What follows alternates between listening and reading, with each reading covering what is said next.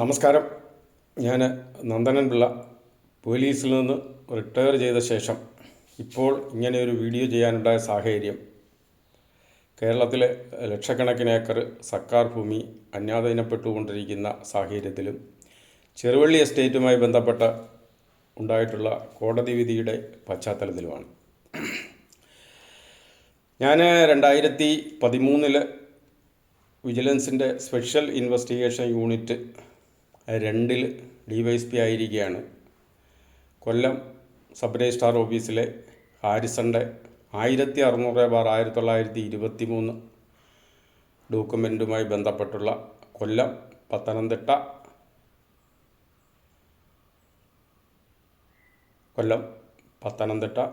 Kottayam, Idukki ജില്ലകളിലായിട്ടുള്ള 25,000 acre ഭൂമിയുമായി ബന്ധപ്പെട്ട ഒരു vigilance enquiry നടത്തിയിട്ടുള്ളത്.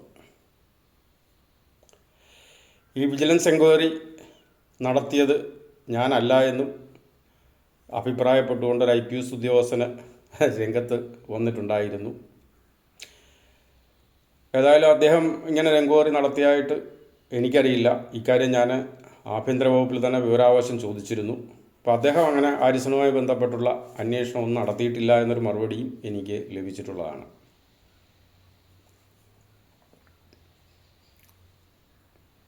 ഈ വീഡിയോ പ്രബുദ്ധർ വാഴുന്ന കേരളത്തിലെ സർക്കാർ ഭൂമി ഇല്ല എന്ന് അവകാശപ്പെടുന്ന രാഷ്ട്രീയക്കാർക്കും അച്യുതമേനോൻ ഗവൺമെൻറ് ഒഴികെയുള്ള കാലഘട്ടങ്ങളിലെ റവന്യൂ മന്ത്രിമാർക്കുമായിട്ട് സമർപ്പിക്കുന്നു. ഈ വീഡിയോയുടെ വലിപ്പം കാരണം ഇതിനെ പല പാർട്ടുകളായിട്ട് മാറ്റിയിട്ടുണ്ട്. കാരണം ഭൂമി സംബന്ധിച്ചുള്ള വീഡിയോകൾ ഇനിയും കൂടുതൽ വരാനുണ്ട്.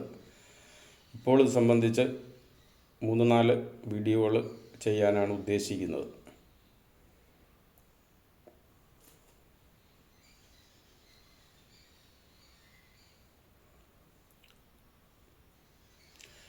നമ്മുടെ ഇപ്പോഴത്തെ മുഖ്യമന്ത്രി 1970-77 കാലഘട്ടത്തിൽ അച്യുതമേനോൻ മുഖ്യമന്ത്രി ആയിരിക്കെ കേരള നിയമസഭയിലെ ഒരു പ്രതിപക്ഷ MLA ആയിരുന്നു. അപ്പോൾ ഈ സമയത്ത്, ഈ കാലഘട്ടത്തിൽ അദ്ദേഹം ഈ 1972 കേരള നിയമസഭയുടെ 5ാമത് സമ്മേളനത്തിൽ നിയമസഭയിൽ ഒരു ചോദ്യം ചോദിച്ചിരുന്നു. ആ ചോദ്യം ഞാനൊന്ന് വായിക്കാം. അന്നത്തെ മുഖ്യമന്ത്രിയായിരുന്ന ശ്രീ അച്യുതമേനോൻ മറുപടി പറയണമെന്നായിരുന്നു ഈ ചോദ്യത്തിലൂടെ അദ്ദേഹം ആവശ്യപ്പെട്ടത്. അതുപ്രകാരം അദ്ദേഹം മറുപടിയും പറഞ്ഞിട്ടുണ്ട്. ചോദ്യം ഇതായിരുന്നു. കാരണം നമ്മൾ ഇവിടെ സർക്കാർ ഭൂമി ഇല്ല എന്ന് പറയുമ്പോൾ ഇതൊക്കെ ഉണ്ടെന്ന് ഇവിടെ എല്ലാവർക്കും അറിയാം. ഇവരെല്ലാം ഉറക്കം നടിക്കുകയാണ്. അതുകൊണ്ടാണ് ഇത് വായിക്കാൻ, ഈ നിയമസഭാ ചോദ്യം തന്നെ വായിക്കാനായിട്ട് ഉദ്ദേശിക്കുന്നത്. നിയമസഭാ രേഖകളിൽ ഇത് ഉണ്ട്. കാരണം അന്നത്തെ മുഖ്യമന്ത്രി തന്നെ നിയമസഭയുടെ മേശപ്പുറത്ത് വച്ചിട്ടുള്ള ഒരു രേഖയാണിത്. വിദേശ തോട്ടങ്ങൾ ദേശസാൽക്കരണ ഓർഡിനൻസുമായി ബന്ധപ്പെട്ട് നടപടി സ്വീകരിക്കും എന്ന് ഗവൺമെൻറ് നടത്തിയ പ്രഖ്യാപനം ഉപേക്ഷിച്ചതായി അറിയുന്നു. ശരിയാണോ എന്നാണ് നമ്മളെ ഇപ്പോഴത്തെ മുഖ്യമന്ത്രി അന്ന് നിയമസഭയിൽ ചോദിച്ചത്. അന്നത്തെ മുഖ്യമന്ത്രിയായിരുന്ന ശ്രീ അച്യുതമേനോൻ മറുപടി നൽകിയത് അല്ല എന്നാണ്. ഇതിലെ 2ാമത് ചോദ്യമായ ഇപ്പോഴത്തെ മുഖ്യമന്ത്രി നിയമസഭയിൽ അന്ന് ചോദിച്ചത്, ശരിയല്ല എങ്കിൽ ഇതിനകം എന്ത് നടപടികൾ ഗവൺമെൻറ് സ്വീകരിച്ചു എന്ന് ആണ്. അപ്പോൾ മുകളിൽ പറഞ്ഞിരിക്കുന്നതിൽ ഉത്തരം ശരിയല്ല എങ്കിൽ എന്ത് നടപടിയാണ് സർക്കാർ ഈ കാര്യത്തിൽ സ്വീകരിച്ചതെന്ന ചോദ്യമാണ് ചോദിച്ചിട്ടുള്ളത്. അതിന് കൃത്യമായ മറുപടി അന്നത്തെ മുഖ്യമന്ത്രി നൽകിയിട്ടുണ്ട്. അതിൽ അദ്ദേഹം ഇങ്ങനെയാണ് പറയുന്നത്: സംസ്ഥാന ഗവൺമെൻറ് തയ്യാറാക്കിയ ഓർഡിനൻസ് കേന്ദ്ര ഗവൺമെൻറ്റിൻ്റെ പരിഗണനയിലാണെന്ന് മറുപടി നൽകിയിട്ടുള്ളതാണ്. ഈ ഓർഡിനൻസിൻ്റെ പറ്റി ഒരു ചെറിയ കാര്യം പറയാം. ഇത് ബ്രിട്ടീഷുകാർ ഇവിടെ വരുന്ന സമയത്ത് ഇവിടെ ഇഷ്ടംപോലെ പ്രോപ്പർട്ടി, അത് സംബന്ധിച്ചുള്ള വിശദാംശങ്ങൾ വേറൊരു വീഡിയോയിൽ പറയാം. എങ്കിൽ പോലും പ്രഭുക്കന്മാരുടെയും നാട്ടുരാജാക്കന്മാരുടെയും രാജാക്കൻ്റെയൊക്കെ പേരിലായിട്ട് പല പേരുകളിലായിട്ട് അത് പ്രത്യേകം ഒരു വീഡിയോയിലൂടെ പറയുന്നതാണ്, എങ്കിൽ പോലും ഉണ്ടായിരുന്നു.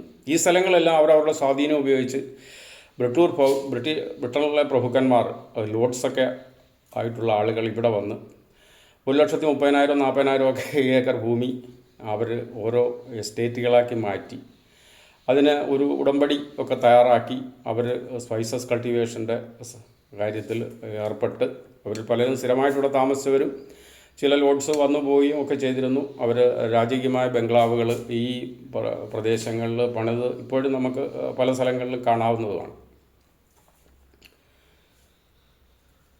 അങ്ങനെയുള്ള ഭൂമികൾ അവർ പോയ സമയത്ത് അല്ലെങ്കിൽ 1947 അവർ പോയ സമയത്ത് എസ്റ്റേറ്റ് ലാൻഡ് അല്ലെങ്കിൽ ഉപേക്ഷിക്കപ്പെട്ട ഭൂമി എന്ന നിലയിൽ നമ്മുടെ സർക്കാർ സംവിധാനങ്ങൾ ഏറ്റെടുക്കേണ്ടതായിരുന്നു. ഏതായാലും അങ്ങനെ ഒരു നടപടി ഉണ്ടായിട്ടില്ല.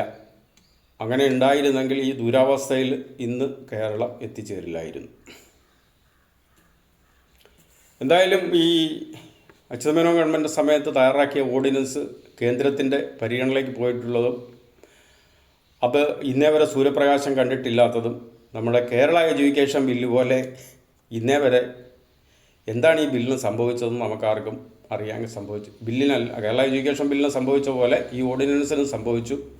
പിന്നീട് ഇത് സംബന്ധിച്ച് യാതൊരു അറിയിപ്പും അല്ലെങ്കിൽ യാതൊരു തീരുമാനവും അന്നത്തെ ഗവൺമെൻറ്റിൻ്റെ ഭാഗത്തു നിന്നും ഉണ്ടായിട്ടില്ല എന്നതും ഇവിടെ പ്രസക്തമായിട്ട് നോട്ട് ചെയ്യേണ്ട ഒരു കാര്യമാണ്.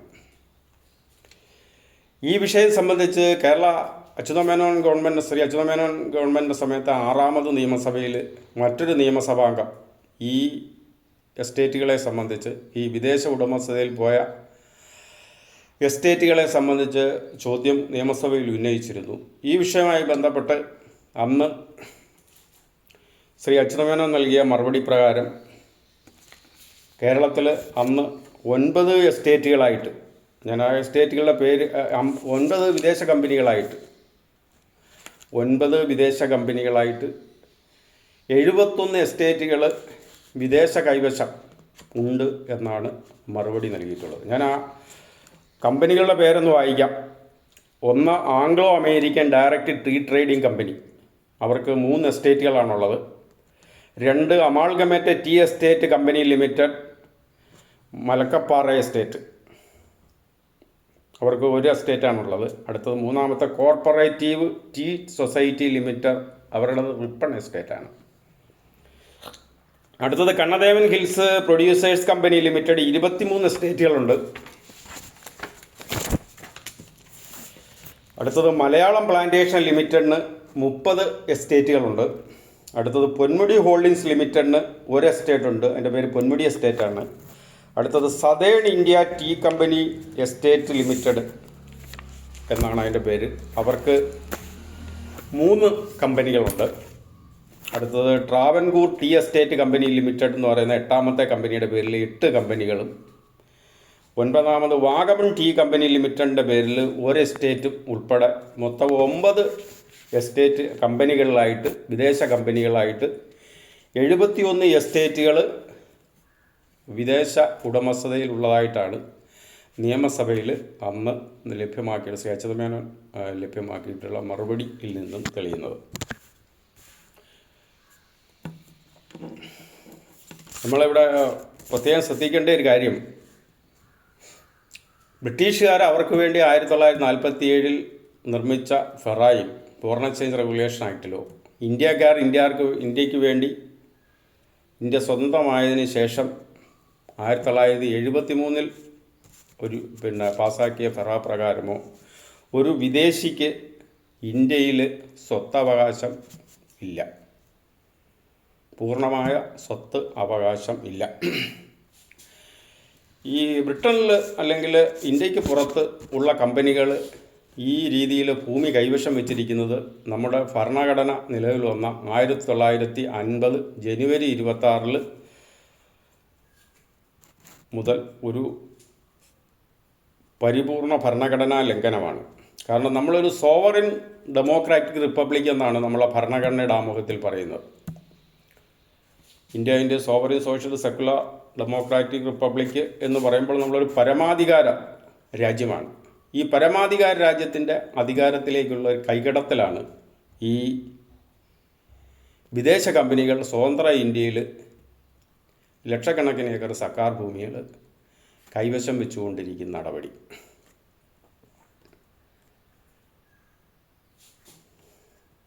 ഇത് അതീവ ഗൗരവതരമായൊരു വിഷയമാണ്. ഈ ഭൂമി എന്തെങ്കിലും ഏറ്റെടുക്കുന്നതിനായിട്ട് നമ്മുടെ മുഖ്യമന്ത്രിയുടെ സമയത്ത് അദ്ദേഹം നിയമസഭയിൽ ചോദിച്ച ഈ വിഷയം അദ്ദേഹം അറിയാമെന്ന ഒരാളെന്ന് ഇത് നമ്മൾ മനസ്സിലാക്കേണ്ടിയിരിക്കുന്നു. എന്തെങ്കിലും ശക്തമായൊരു നടപടി എടുത്തായിട്ട് നമുക്കറിയില്ല. എന്നാൽ ശത്രുപക്ഷത്തുള്ള ചിലരെ വരുതിക്ക് നിർത്തുന്നതിനായിട്ട് വിജിലൻസിനെയും ക്രൈംബ്രാഞ്ചിനെയൊക്കെ ഉപയോഗിച്ച് കാലാകാലങ്ങളിൽ പല ഗവൺമെൻറ്റുകളും ഭീഷണിപ്പെടുത്തി എന്ന് തന്നെ പറയാം. ഭീഷണിപ്പെടുത്തുന്നതിൻ്റെ ഭാഗമായിട്ട് ചില കേസുകളൊക്കെ എടുത്തതായിട്ട് നമ്മുടെ ശ്രദ്ധയിൽപ്പെട്ടിട്ടുണ്ട്. അത് നമ്മൾ തള്ളിക്കളയാൻ പറ്റില്ല. ഒരു കാര്യം പ്രത്യേകം ശ്രദ്ധിക്കേണ്ടത്, ഈ പറയുന്ന സർക്കാർ ഭൂമി എന്ന് പറയുന്നത് വിദേശികളുടെ കൈവശം അല്ലെങ്കിൽ വിദേശികൾ ഇപ്പോഴും കൈവശം വയ്ക്കിച്ചിരിക്കൊണ്ടിരിക്കുന്ന ഭൂമി മാത്രമല്ല. ഇവിടെ മലബാറിലൊക്കെ അരയണപ്പാട്ടം, ഒരണപ്പാട്ടം, പണ്ടാരപ്പാട്ടം തുടങ്ങിയ പേരുകളിൽ അന്ന് ബ്രിട്ടീഷ് മദ്രാസ് പ്രോവിൻസിൽ നിന്നും എടുത്ത പാട്ടസ്ഥലങ്ങളുണ്ട്.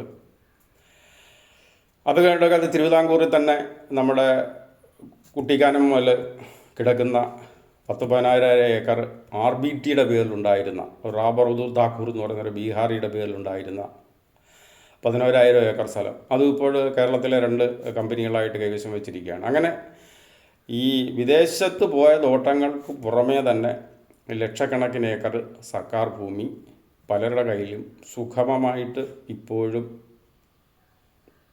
ഉണ്ട് എന്നുള്ളതൊരു യാഥാർത്ഥ്യമാണ്. അതുകൂടാതെ തന്നെ ലാൻഡ് റിഫോംസ് ആക്റ്റിൽ സീലിംഗ് പ്രഖ്യാപിച്ചിട്ടുള്ളതും സീലിങ്ങിന് എക്സംഷനുമായി ബന്ധപ്പെട്ട് ഉത്തരവ് ഗവൺമെൻറ്റിൽ നിന്ന് ഏതെങ്കിലും രീതിയിൽ വാങ്ങിക്കേണ്ടത്. അപ്പോൾ പ്ലാന്റേഷനൊക്കെ എക്സംഷൻ അനുവദിച്ചിട്ടുണ്ട്. അങ്ങനെ എക്സംഷൻ പോലും വാങ്ങാത്ത ലക്ഷക്കണക്കിന് ഏക്കർ ഭൂമി ഇപ്പോഴും കേരളത്തിലുണ്ട്. ഈ വീഡിയോയുടെ വലിപ്പം കാരണം ഞാൻ ആദ്യം പറഞ്ഞ പോലെ ഈ വീഡിയോ പാർട്ടായിട്ട് ചെയ്യുന്നതാണ്. ആദ്യ വീഡിയോ ഇവിടെ അവസാനിപ്പിക്കുന്നു.